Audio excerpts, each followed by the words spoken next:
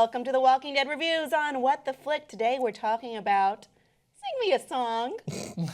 Is that how the episode's supposed to be pronounced? This is Francis Maxwell. This is Tim Frisch. I am Kim Horcher, talking to you today about this episode in which Carl takes a major spotlight for once and enacts his plan. Doesn't really go how he liked it to go. I don't know. All things considered, I think he did a pretty fine job. Well, he did trick Jesus. And he did. Twice. He did take out 2 men. There was also some kind of wives subplot going on with Negan. There were 6 other subplots in this episode. Okay, so there was the wives subplot. Yep. There was Spencer and Gabriel. Spencer and Gabriel. There's Rosita, make me a bullet, you Gene. Worthless. Oh. Never mind, I like you. What else? And then just a little Rick. scene with Jesus. Then Rick and Aaron, and Michonne also has a small scene. Yeah. Yes. So there's a we lot were going concerned on. about pacing in other episodes where they would go and follow just Tara for an entire episode or just Carol for an entire episode. Here, The Walking Dead takes a shot at multiple storylines all going on at once. There is, of course, one predominant storyline with Carl and Negan. And which I imagine will all come to a finale in the mid-season finale. But the main storyline, which is Carl and Negan, actually made this my favorite episode of the season so far. Really? Yeah. Go on. It just gave more depths of just despicable-ness that I just made up the word for Negan. Like, he just was able to plunge into a different realm as a villain. Not just because we know that he's capable of doing horrible things, but maybe it's just the acting. Like, Jeffrey Dean Morgan is by far and away the best actor on this show.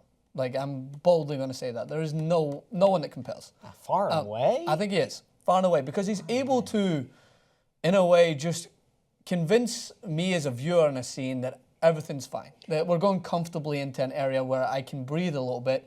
And then in one split moment, he switches and all of a sudden I'm petrified that he's about to deliver a devastating blow with Lucille. Like, I just think there's a way that he's so convincing as a villain that he in his own mind doesn't know what he's going to be doing. Doesn't know whether he's going to like Carl in this instance and laugh at him for taking off his bandage and showing his eye, to then going to be sympathetic because he just ripped a young teen apart for his appearance and then goes back to laughing again. Like, I can't keep up with it at times. I'm watching him, and it's got me so engrossed in the show for the first time, I think, this engrossed since Shane. What do you make of him? Because I think we've already been made to understand he's a sociopath, he's a megalomaniac.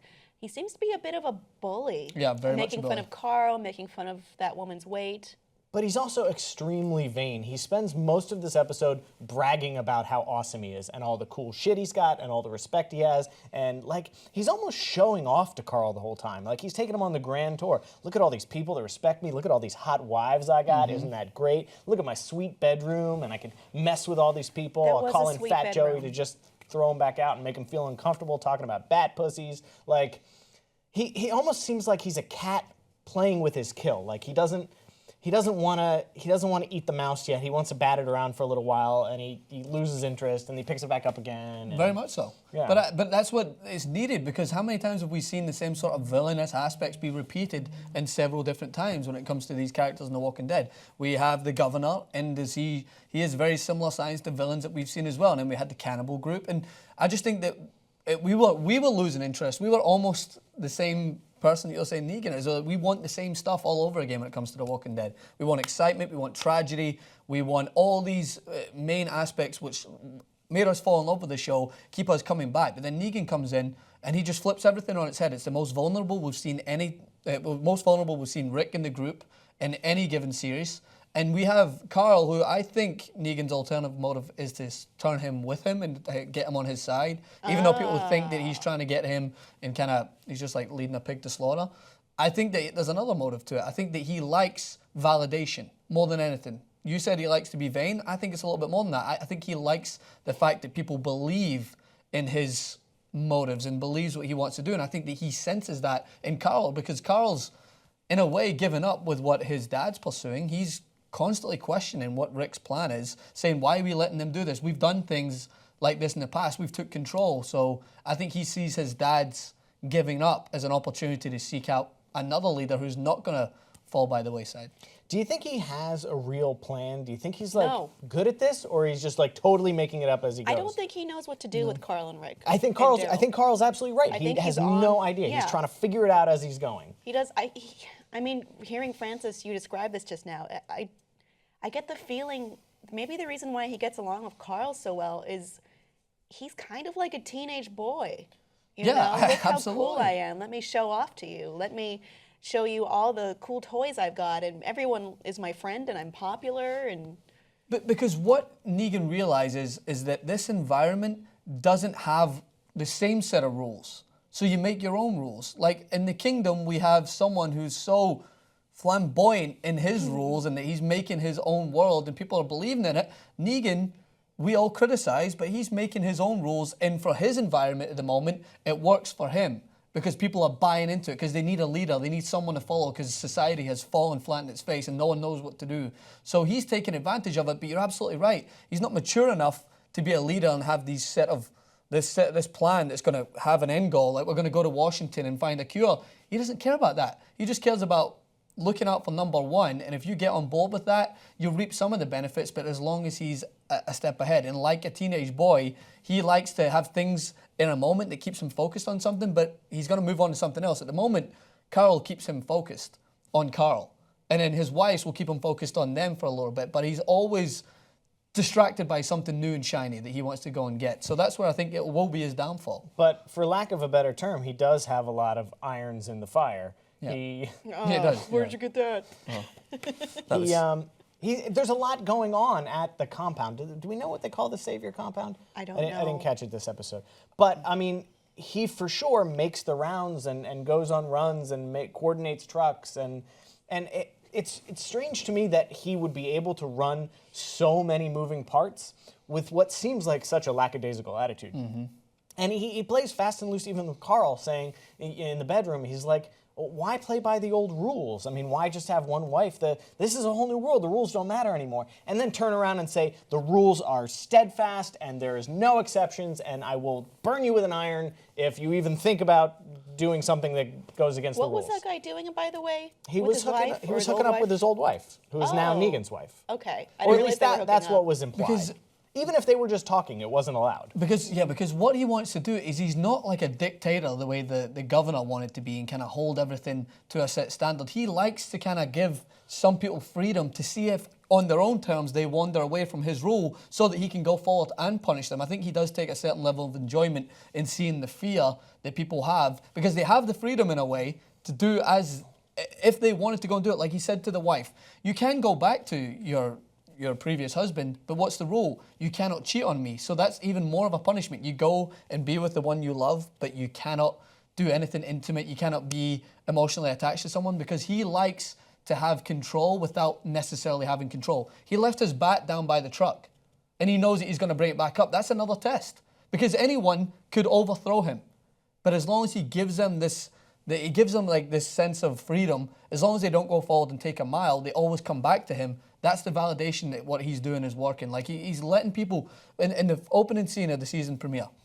How many times were you yelling at the screen, Rick, just shoot him, just hit him with a bat, like I mean, do even In these the though things opening to him. scene of this I thought episode, Carl just shoot had him. him in the sights. Don't hear him out. Just shoot him in the face. It's because people are scared. They're scared because they don't know the Carl repercussions. scared? I think so. Because I think that Carl's Why got would he this go idea. there, get a gun, kill two people, and then not kill Negan Because I when he think had every I opportunity? think everyone in the back of everyone's mind, they know that it's bigger. If you kill Negan, it's that sense of uncertainty. Who's going to pay the price for it? Like Rosita thinks that she really wants to go and kill him. I think it's nobody. Well, I that's think when Negan is the only linchpin in this operation. I think he holds it all together, and there would not be a competent second in command Yeah, that could he's like a lead with a charismatic cult of leader. personality. Yeah, No, yeah. I think Going on. we think that, but I think that those people who are in the environment that have sensed how terrifying it can be to even step out of his line for a little bit, even though he gives you the freedom to do so. Because as I mentioned, I think Negan likes that uncertainty as well. I think that he likes to be reminded that his way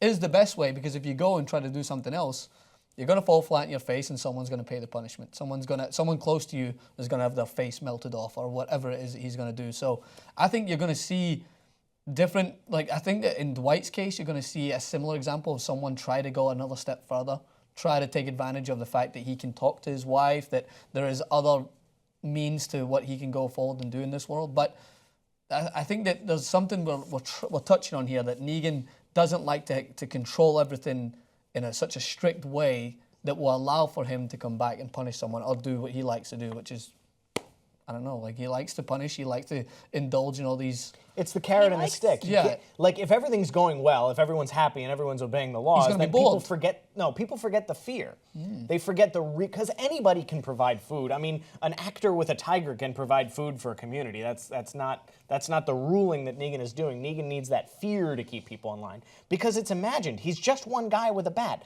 Literally anyone else could shoot him in the face at any time. But it's that imagined fear that is keeping people in line. I think he likes to give people the idea that they have a choice, but in reality, they have no choice. You know, it's just like, well, what would you do? Are you going to make the wrong decision? Or is everything on the line that you put out there going to go to the wayside? Yeah. Speaking of Dwight, though, he's the one who slipped the key under the door, right? I thought it was Jesus. I thought it was Jesus. We don't know yet. We don't know yet. It could be... And the only reason I think that is because we see Jesus on the top of the truck and then we see him getting leave, in, yeah. and then he's not on the top of the truck, which means he stayed at the compound. Okay. In theory. Yeah, so we don't know who...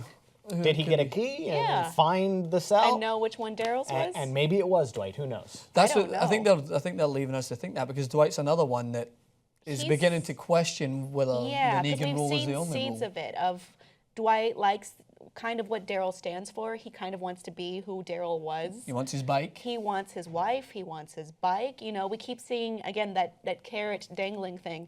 You know, Negan keeps going like, oh, I don't even want to bang any of my wives, except one. Yeah. You know, and it's just like he's toying with him, and you can see it has a little bit of an effect on him. And there's that good scene with Dwight and Sherry in the stairwell where she says, we can't be seen together. And he's like, what? We're not doing anything. And she's like, exactly. We're not doing anything. Like, ooh, sick burn. Like, you're not doing anything to like make this work, man. Yeah, you're rolling over and letting him do whatever he wants. That's a man with a wife speaking. I didn't really get it myself. I pick up on those little passive-aggressive moments. That's what the writers intended. I identified it correctly. Yeah, everything's good. Should we talk about some of the other storylines? Yeah, since we talked a little about Dwight. Michonne, I guess. I'm curious Michonne's about what got Michonne... 2 minutes of screen time, but well, fine. she's. I guess we were talking last week, maybe the week before. Everyone seems to have their own idea of how to kill Negan, and they're all converging in as individuals rather than as a group. We don't know how successful that will be. Michonne is another individual going in, and I liked that imagery in the beginning where she's whistling and walking down the road, and then one walker joins, another walker joins, and it's very evocative of how we first saw her, which is she's this lone wanderer. She, takes care of herself. She makes her own way. She's vicious. She's brutal. Very comfortable in this world and dealing with walkers. We did get to see a whisper of that back again. It made me realize it's been a while since we've seen Michonne be a badass. Yeah, and she has it in her. Maybe when her boyfriend Rick isn't telling her, oh, don't do anything, let's collect stuff and pay taxes. Well, yeah, in Michonne's storyline and Rosita's and the other ones, it's kind of, they don't agree with what Rick's plan is. This is where... Which is no plan. Which is no plan, which is just to concede. Spencer doesn't believe in it in his own way. He wants to... He comes back with all the food like that he found somewhere with a... I don't understand what Spencer's deal is either. No, well, he doesn't believe... I think his deal actually makes more sense than what people give him credit for on the internet. It's like, this guy's just annoying, but he lost his mum and dad since Rick came in. And brother, not knowing if that would have happened if Rick wasn't there. To be fair, though, most of that was their own fault. And True. Deanna seemed to be strong in the face of death. Her younger son, acted out. It was his problem. Her husband, he made some kind of conscious choice that led to his own death. But that's easily explained for someone from the outside looking in, because we know that our group intends to provide a better sense of stability, but all this stuff did happen when they came into that environment. So, like anyone, the same way I didn't condemn Rick's blonde mistress at one point, her son, who was kind of revolting against Rick, remember when he killed his dad? So and then shot Carl in the eye. He shot Carl in the eye. So these are, everyone's in their own way trying to deal with who they think is to blame. A lot of people think Negan is to blame for this. I think they're all wrong. I think Rick's approach is wrong. I think Spencer's wrong to oppose Rick's approach. I think Michonne's wrong, Carl's wrong, Yeah. Rosita's wrong. Who's the least wrong? The least wrong. I'm not saying right. I think Rosita has a plan, and it's falling together extremely quickly because Negan is there by himself. One bullet. And she's got one bullet. You know I that don't think it's bullet- going to work, but I think it's the most well thought He's out also plan so holding far. a baby. I know, that's the other An important part. baby. Yeah, so An that's important baby? How important can a baby be? Very important baby. stands for the hope in this world. I mean, babies have always stand for that hope, I guess, in that post-apocalyptic world. And then we've got, I imagine... like in Death Stranding starring Norman Reedus. But I think, here's my brief take off the cuff of where that bullet goes. I think it goes into someone not Negan. I think someone gets caught in the crossfire, and I think the surprise cast member who's going to be on The Talking Dead, as they do every time of a mid-season finale, is going to be the person who's going to take it. The person who's going to be killed. So you think that bullet's getting fired next I think it's getting episode? fired no matter what. I just don't think it's taking Negan Yeah. out. I don't either. I think it's taking some All right. unfortunate soul. Who will get struck by the bullet if it gets fired? That's a weird question. Find out next time when we review The Walking Dead.